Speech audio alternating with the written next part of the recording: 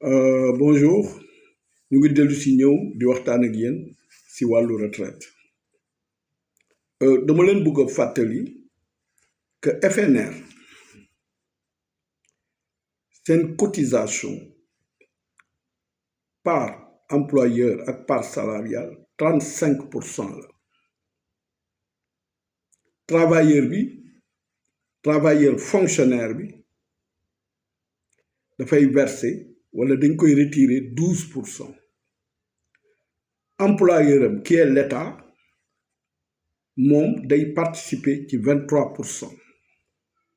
soo boolee ñaari participation yi bu salarié bi ak bu employeur bi dafay nekk ci taux 35%. soo ñëwee ci IPRES ñoom seen taux de cotisation ci jamono yi c'est 14%. fële FNR 35% la fii pour le régime général c'est 14%. Retenez bien 14%. kooku mooy pour régime général. Même boo ci boolee régime cadre 6%. kon da ngay jël régime général bi 14%. même boo ko boole woon ak régime cadre bi taux bi day nekk 20%. cependant que FNR ñoom ñu ngi ci 35% de cotisation. li ma bëgg a wane foofu mooy que cotisation yi au niveau de l'IPRES dafa nekk ay cotisation nekkatul d'actualité. dañ ko war a harmoniser ak cotisation yi au niveau du FNR. ñi ngi toll ci ñoom 35%. moo tax mu leen di jural ay pension yoo xam ne vraiment correct na.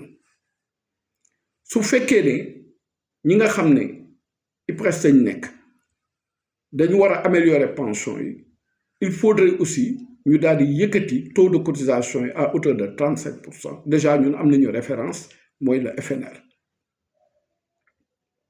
parce que avec cotisation yu maigre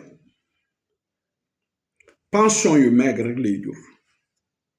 mais avec cotisation yu substantielle mu am une bonne gouvernance et une transparence mun nañ ci joxe pension yoo xam ne vraiment dafay correct.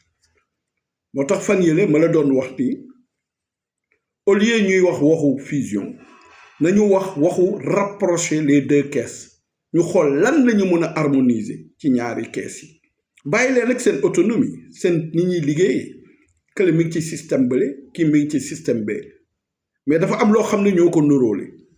source de financement yi yëpp benn la cotisation la rek bu ñu jotee cotisation yi ba pare ku nekk tu vas travailler selon ci régime bi nga nekk. waaye li nga xam ne mooy dénominateur commun mooy li ngay liggéeyee moom mooy ay cotisation. kon donc li gënoon wala proposition lay doon ñu def benn taux unique de 35% pour tous les travailleurs sénégalais. Parce que c'est tous des travailleurs sénégalais. La majorité, c'est tous des travailleurs sénégalais. Nous avons un taux unique de 35%. Dans le cas gérer, expérience, nous avons redistribuer en pension. Ceux qui sont déjà à la retraite peuvent en bénéficier. Les futurs retraités, ils vont en bénéficier. Ouais, pour une pension correcte, il faut une cotisation correcte. Déjà au niveau du FNR, cette cotisation, c'est à 35%. Fonctionnaire, limite cotisé, c'est 2 fois que le gars du privé limite cotisé. Les soignés et presque, c'est un régime général, total de 14%. Vous avez quelqu'un qui est cadre, vous avez 6%. Vous avez 20%, vous avez atteindre 35% qui caisse. Quand pension, tu fais petit aduna bi, ay cotisation ñoko yor. Cotisation yi nak bu ñëwé ba paré dañ ko war a gérer gestion bu baax dafa war a am gouvernance bu baax dafa war a am transparence pour que ñiy verser ak ñi ñuy verser mu mën a am confiance.